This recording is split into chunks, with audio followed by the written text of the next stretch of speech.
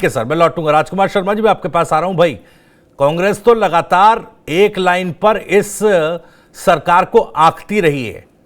एक टाइटल आपने दे रखा है कि भाई पर्ची की सरकार है, लेकिन देखिए सर, मुख्यमंत्री जिस तरीके से काम कर रहे हैं, दिल्ली के दौरे में 10-10 मंत्रियों से मिलकर केंद्र की राज्य की योजनाओं में समन्वय बैठाकर किस तरीके से प्रदेश के विकास की गति को आगे बढ़ाया जा सके, उसका पूरा एक तरीके से कहें तो उदाहरण आपके सामने है। प्रायोजक हैं cancer healer centre, new beginning. भविष्य जी राजस्थान के मुख्यमंत्री हैं, वो उनको दिल्ली जाना चाहिए और दिल्ली जाकर के राजस्थान के हितों के लिए सब विभागों से जितना मैक्सिमम ला सकते हैं लाना भी चाहिए जी, क्योंकि डबल इंजन की सरकार है। क्योंकि विधानसभा चुनाव के दौरान देश के प्रधानमंत्री यहाँ खूब बाहर आए थे और बड़ी बड़ी गारंटियां देकर गए थे। वो अलग बात है, इनके कैबिनेट मंत्री किरोड़ीलाल मीणा जी जब उनकी गारंटियों को जमीन पे उतारते हैं तो उनको अनुशासन का नोटिस दिया जाता है, वो अलग बात है। लेकिन विधानसभा अध्यक्ष जी के अनुसार जो प्रार्थना पत्र विधानसभा में दिया हुआ है, किरोड़ीलाल मीणा जी बीमार हो रहे हैं, मुख्यमंत्री जी दिल्ली जाने के साथ साथ अगर किरोड़ीलाल जी के स्वास्थ्य की जानकारी भी लेते तो ज्यादा बेहतर होता। होली की शुभकामना उन्होंने दिल्ली में जाके सभी मंत्रियों को दी है, अच्छी बात है, लेकिन अच्छा होता कि राजस्थान के पुलिस के लोगों को भी वो होली मनाने के लिए मनवाते, राजस्थान के पुलिस के जवानों के साथ भी होली खिलवाते। जिन जवानों के कारण हम लोग चैन की सांस लेते हैं, सारे त्योहार मनाते हैं, वो अपने बच्चों को छोड़ करके हमारी सुरक्षा में खड़े रहते हैं। मुख्यमंत्री जी अच्छा होता उनके साथ भी होली खेलते, उनको भी मनाते, उनकी जो भी मांगे थी जो वाजिब थी या नहीं थी, मानते नहीं मानते अलग बात थी, उनके भी गाल पे अगर गुलाल लगाते तो राजस्थान का पुलिस का जवान बहुत प्रसन्न होता कि मेरे राजस्थान के मुखिया, मेरे राजस्थान के गार्जियन आज मेरे गाल पर गुलाल लगा रहे हैं। लेकिन वो जवान के गाल पे गुलाल लगाने की बजाय राजस्थान हिंदुस्तान के गृह मंत्री के वहां पहुंच गए। उनका अपना अंदरूनी मामला है, सब जानते हैं किरोड़ीलाल मीणा जी उनके गले की फांस बने में, सब जानते हैं संगठन बन नहीं रहा है।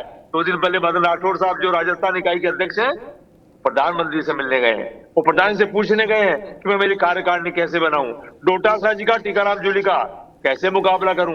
वो विधानसभा में पूरी सरकार को तंग किए हुए हैं, क्योंकि राजस्थान में 9 सिखे मंत्री हैं, 9 सिखे विधायक हैं, मुख्यमंत्री 9 सिखे हैं और प्रश्नों का जवाब दे नहीं पा रहे हैं। तो आदरणीय प्रधानमंत्री जी मुझे गाइड करिए कि मैं संगठन के माध्यम से संगठन कैसे मजबूत करूं ताकि वजीरलाल जी के हाथ भी मजबूत हो जाए। लेकिन फिर भी मैं इतना कहना चाहता हूं कि भारतीय जनता पार्टी का अंदरूनी मामला है, लेकिन हम विपक्ष में बैठे हैं, मैं कांग्रेस पार्टी का सिपाही हूं, राजस्थान का मैं भी नागरिक हूं। भारत के प्रधानमंत्री से, गृह मंत्री से और राजस्थान के मुख्यमंत्री से अपील करूंगा कि जिन मोटी गारंटियों को लेकर आप राजस्थान में आए थे, जिन मोटी गारंटियों को लेकर राजस्थान की जनता को आपने कांग्रेस पार्टी के खिलाफ किया था, उन तमाम गारंटियों को जमीन पे उतारिए। 15 महीने का समय हो गया है, 15 महीने का समय छोटा नहीं होता है। आप दिल्ली बहुत चले गए, लगभग सैकड़ों की संख्या में आप दिल्ली बाहर जाकर आ गए।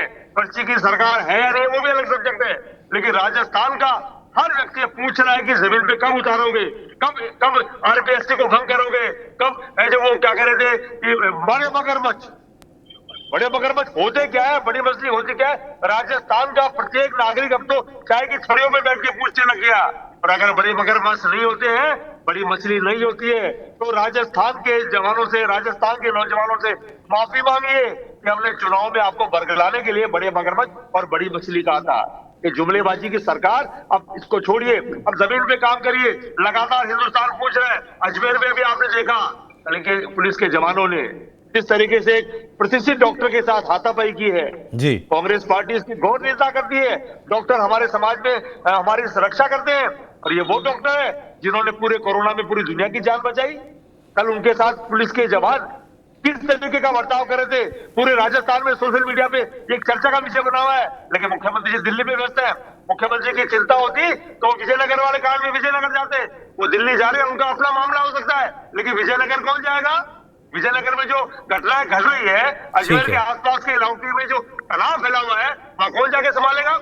इनके जो एक एमएलए जो राजस्थान से आते हैं, जो जयपुर से आते हैं, वो इस तरह के बयान दे रहे हैं। बिल्कुल ठीक है, लेकिन सर मैं थोड़ा सा आपको इंटरप्ट कर रहा हूं, एक छोटा सा सवाल ऐड कर रहा हूं, मैं थोड़ा सा इंटरप्ट कर रहा हूं, एक छोटा सा सवाल।